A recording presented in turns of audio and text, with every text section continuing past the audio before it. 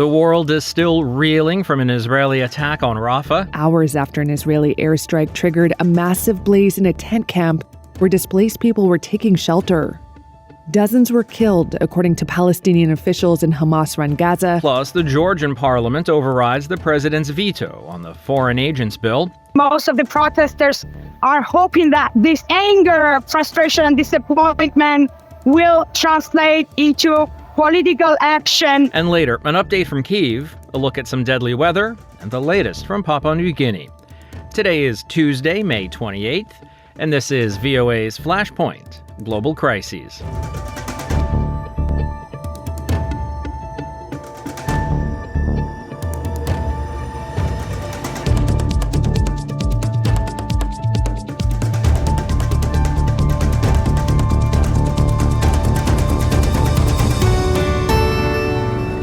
Good evening, I'm Steve Karish in Washington. A developing story off the top here today. Gaza's civil defense agency said an Israeli strike has killed at least 21 people at a displacement camp west of the southern city of Rafah on Tuesday. This just days after a similar strike that sparked global outrage. There's been no word yet from the Israelis. For the latest, visit voanews.com. And as we reported on Monday's show, an Israeli airstrike in Rafah on Sunday killed dozens of civilians, along with two Hamas leaders who were the targets of the attack. Israeli Prime Minister Benjamin Netanyahu says the incident will be investigated. For more, we turn to Angela Johnston of Reuters. Palestinians sifted through smoking wreckage in Rafah on Monday as others mourned the dead. Hours after an Israeli airstrike triggered a massive blaze in a tent camp where displaced people were taking shelter. Dozens were killed, according to Palestinian officials in Hamas-run Gaza, who said the toll was likely to rise. Israeli Prime Minister Benjamin Netanyahu told Parliament the strike was not intended to kill civilians. In Rafah, we already evacuated about 1 million non-combatant residents. And despite our utmost effort not to harm non-combatants, something unfortunately went tragically wrong. We are investigating the incident and will reach conclusions because this is our policy. The attack has prompted an outcry from global leaders who are now calling for implementation of a Friday ruling from the UN's top court ordering Israel to stop its assault on Rafah. Israel had kept up its offensive, saying the court ruling grants it some scope for military action there. I saw images. They are deeply disturbing and horrifying. The head of the UN Palestinian Refugee Agency, or UNRWA, Philippe Lazzarini, said he was waiting to hear more about casualties from his team. There is no safe space in Gaza. The U.S. called images following the strike devastating and urged Israel to take every precaution to protect civilians. On social media, French President Emmanuel Macron said he was outraged. The German foreign minister and EU foreign policy chief called for the court's ruling to be respected. I condemn this in the stronger terms. More than 36,000 Palestinians have been killed in Israel's offensive, Gaza's health ministry says. Israel launched the operation after Hamas-led militants attacked southern Israeli communities on October 7th, killing around 1,200 people and seizing more than 250 hostages, according to Israeli tallies. Israel says it wants to root out Hamas fighters holed up in Rafah and rescue hostages it says are being held in the area. Israel's military said Sunday's strike, based on, quote, precise intelligence, had eliminated Hamas's chief of staff for the West Bank, plus another official behind deadly attacks on Israelis. Angela Johnston of Reuters reporting for us. And the United Nations Security Council is expected to discuss the strike later Tuesday afternoon. Check our website for latest info. A spokesperson for the Israeli military said on Tuesday the army has launched an investigation into the strike that sparked that deadly fire at the tent camp. The strike was conducted using two munitions with small warheads suited for this targeted strike. We're talking about munition with 17 kilos of explosive material. This is the smallest munition that our jets can use. Following this strike, a large fire ignited for reasons that are still being investigated. Our munition alone could not have ignited a fire of this size. I want to repeat it. Our munition alone could not have ignited a fire of this size. Israeli military spokesperson Daniel Hagari said the military fired two 17-kilogram munitions that targeted two senior Hamas militants. The fire could have been ignited by fuel, cooking gas canisters, stockpiles of weapons, or other materials. Meanwhile, thousands of residents in Papua New Guinea were ordered by the government on Tuesday to evacuate from the path of a still active landslide that buried alive an estimated 2,000 people last week. Sehir Jasny reports. The government of Papua New Guinea ordered thousands of residents to evacuate on Tuesday over fears of further landslides. Officials say the situation remains unstable following Friday's disaster, with rocks and debris still tumbling down the mountain. They have informed the UN that the landslide in a remote village buried over 2,000 people. Relief teams have been slowly reaching the remote northern Angka region since Friday, but finding more survivors looks increasingly unlikely. Heavy equipment and aid have been delayed due to the remote location, difficult terrain, and tribal unrest, which has forced the military to escort relief convoys. The Angka Province Disaster Committee says a state of emergency has been declared in the area, affecting thousands. Military personnel are manning checkpoints and assisting in relocating residents to evacuation centers. Former local government head Jim Anyandam vowed to keep looking for the missing. Tomorrow morning and every day we will get strength from the food we're given and we will continue to dig. We don't know where the bodies are buried, but we will not give up. We will keep going. The large volume of soil and boulders are making it too difficult for us, so we are using manual labour with spades and iron rods to dig. If we are lucky, we will find the bodies. Otherwise, they are buried forever. The UN has put the possible death toll at 670, far lower than local estimates. But the varying figures stems from challenges in accurately assessing the population. The last reliable census was in 2000, and the 2022 voter roll doesn't include those under 18. That's Reuters' Sehir Jasny reporting for us today.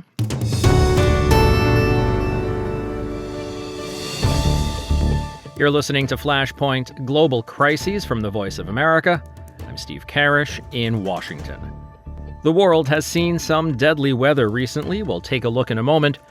First, though, off to Kyiv and news of President Volodymyr Zelensky's European travels and new bilateral agreements, and the Ukrainian efforts to end the restrictions on where they can use American-made weapons.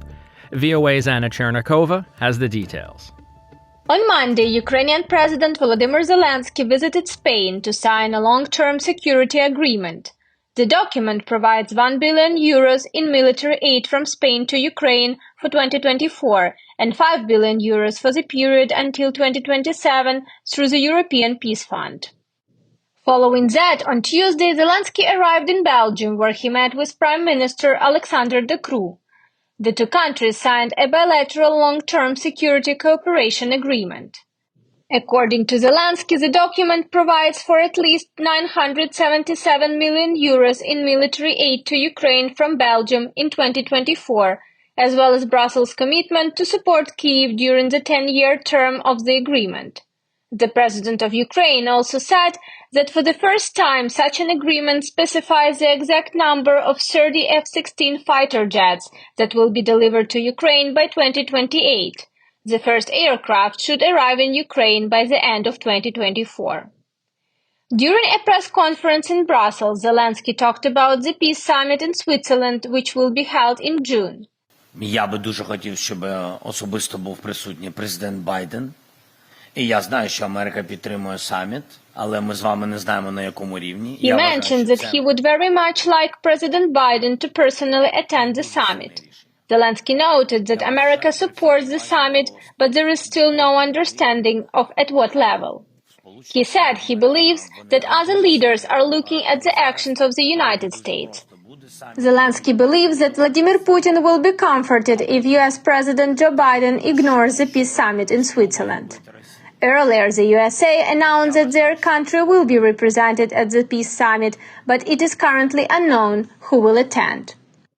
It is also expected that the President of Ukraine will visit Portugal on Tuesday. This was reported by the press service of the President of Portugal.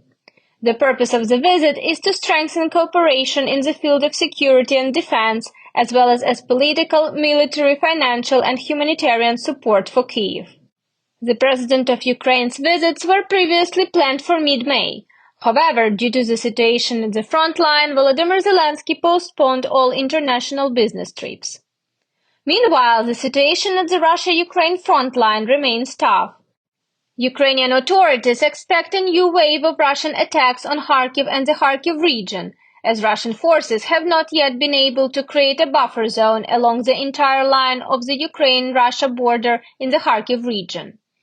Russian forces did have partial success, though the Ukrainian military managed to stabilize the situation in certain areas. The city of Kharkiv remains under constant Russian shelling, with more than 20 people killed and over 60 injured over the weekend alone. There is also an increased danger for the Sumy region, as Russian forces intensify the shelling of that area and might try to create a buffer zone there too, connected to the one in the Kharkiv region.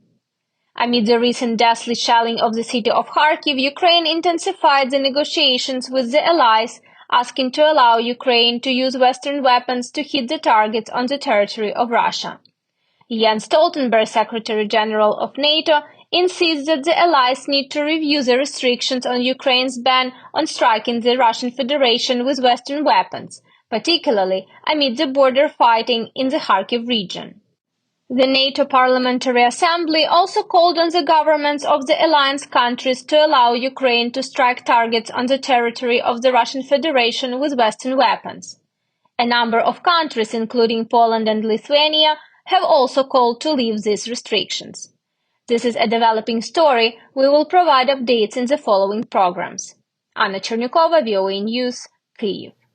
And in another former Soviet republic, Georgia's parliament voted on Tuesday to override a presidential veto of the Foreign Agents Bill that has plunged the South Caucasus country into crisis, ignoring criticism from the West, which says the legislation is authoritarian and Russian-inspired.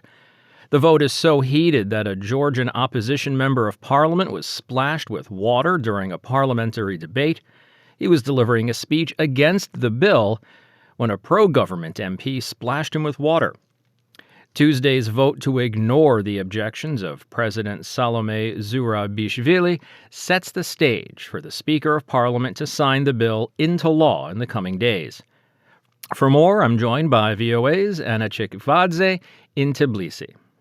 Ani, we know that Parliament has overridden the veto of the president on the so-called Foreign Agents Bill. What's the situation there now? You can hear it in the background, the voice of the Georgian protesters, those who gathered around the Georgian parliament today. They have been protesting for over a month now, the so-called Russian law, as many see it here at the demonstration. However, the Georgian parliament did not listen to those taking the streets, and they did not also listen to the Western partners who have warned them against passing this law. People are angry here on the streets and disappointed by the recent actions. You hear chants such as, Russians towards the parliamentarians, 84 of them who voted in favor of this legislation. And those standing here are vowed to continue the protest until the upcoming general elections in the country that will determine if the ruling Georgian Dream Party will stay in power or not. The Western partners have also expressed concerns around this law concerning the NGOs and non-governmental organizations that are monitoring the elections, and about the climate that the passage of this legislation creates in the country ahead of critical elections. And we will see what will be the next steps of the United States and the European Union, those who have warned the Georgian counterparts against taking these measures and against passing this law. And the U.S. government has come out and stated that the State Department is working on a policy that would include visa restrictions against those who participated in the passage of this law in the Georgian government as well as in the Georgian parliament. And we know that the protests have been going on for a long time. We know that the people who are protesting are certainly adamantly against this bill. But is that a majority of Georgian citizens? Georgia has not seen this large protest since it gained independence in 1991. As you know, this law was reintroduced by the Georgian ruling party after last year widespread protests. Back then, they withdrew the legislation. However, a year later, they pushed it through the parliament. Nevertheless, there are tens of thousands of people taking the streets. These are the largest protests the country has seen since 1991, when it gained independence from the Soviet Union. So whether that reflects the majority of the country, it's unclear. However, around 80% of Georgians support Georgia's declared European path, as well as 73% support Georgia's aspirations towards the NATO. And since this law is seen by those taking the street as a hindrance in that process, one could argue that majority of Georgians do share this concern and do feel not listened to by their own government. Now, Annie, we know that the veto was overridden today. It has not yet officially become law. When do we expect this to happen? Well, after the Prime Minister signs the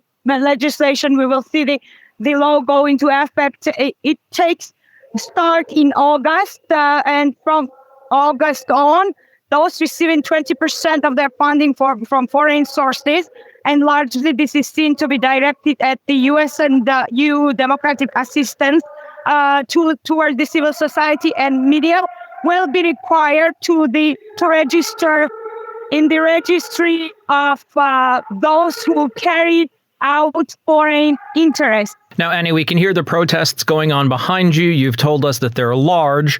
Are they safe? Is there violence? Is there much of a police presence? There is a police presence here. However, compared to previous days, I would say the police, there is not that many police officers here. They allowed the members of the parliament to leave the area, and they had a corridor for that. But right now, the protests are largely peaceful. And considering that Georgia has the upcoming elections in October, most of the protesters are hoping that this anger, frustration, and disappointment will translate into political action at the polling stations at the next elections in October. Annie Chikakvadze in Tbilisi. Annie, thanks so much for your reporting. Stay safe out there for us. Thank you very much, Steve. On Monday, severe storms brought heavy rain to parts of the eastern United States, and central states cleaned up the debris after the same storm system killed at least 22 people and injured hundreds more. The storms destroyed homes in Texas, Arkansas, and Oklahoma. Tens of thousands of residents lost power through the weekend. Arkansas Governor Sarah Huckabee Sanders declared a state of emergency after severe storms demolished areas in the northwest part of the state, leaving at least 8 people there dead. We are in still an assessment phase. We're going to have to continue to focus in the immediate on the rescue side. As we move into the recovery, the rebuilding efforts will come. This is not going to be a short process. 5 people died in Kentucky and 2 in Oklahoma, according to authorities.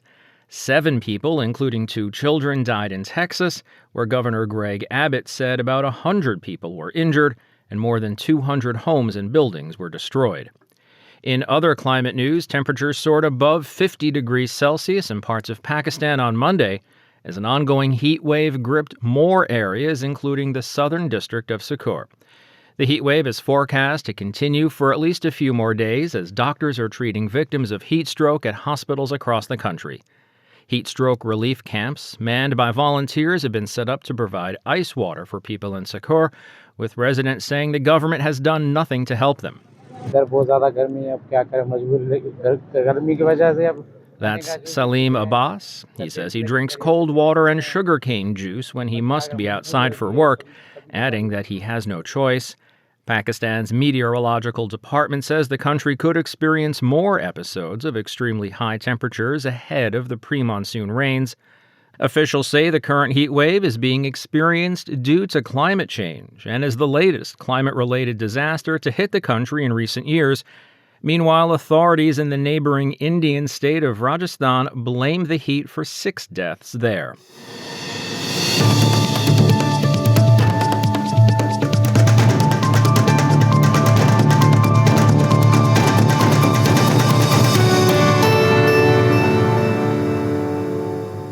Life expectancy in Europe has returned to the level it reached before the 2020 coronavirus pandemic, while the U.S. is still trying to regain lost ground.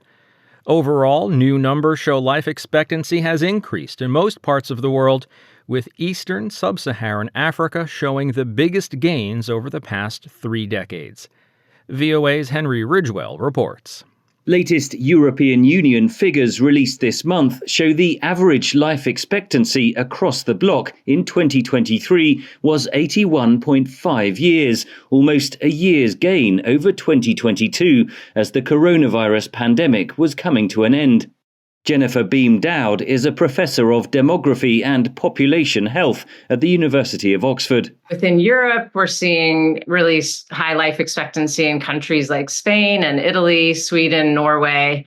But some countries are falling behind their peers, and that includes the UK. And then Eastern Europe has made a lot of progress since the post-Soviet mortality crisis of the 90s, but they're still lagging behind a bit. A recent study in the Lancet journal showed that globally, life expectancy increased by 6.2 years between 1990 and 2021, with Eastern Sub-Saharan Africa experiencing the largest increase of some 10.7 years. Again, Jennifer Beam Dowd. I think that's really good news and reflects a lot of continued progress all over the world in falls in infectious disease and infant and child mortality, which makes a big difference to life expectancy because you're saving a lot of years of life if you save lives at young ages. Figures released in March showed average life expectancy in the United States in 2022. The most recent data available was 77.5 years, still more than a year lower than the life expectancy before the pandemic. Figures for 2023 have not yet been released.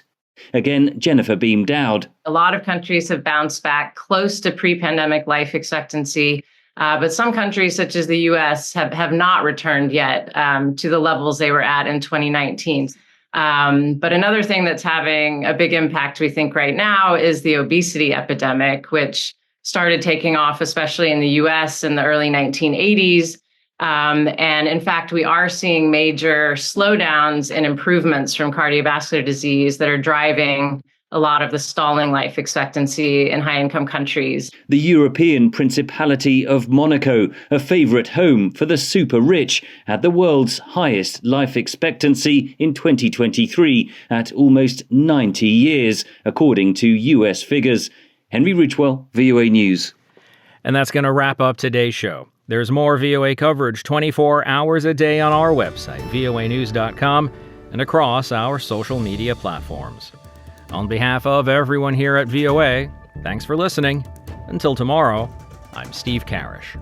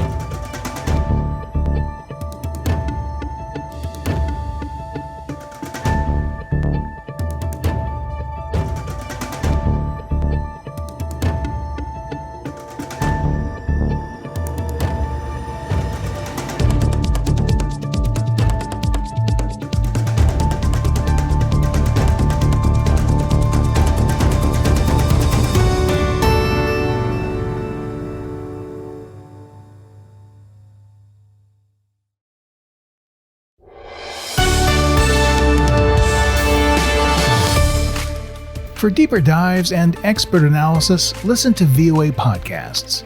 Issues in the News explores the biggest stories every weekend, while International Edition keeps you informed every weekday. Plus, with the 5-minute newscast at the top of every hour, you're always up to date.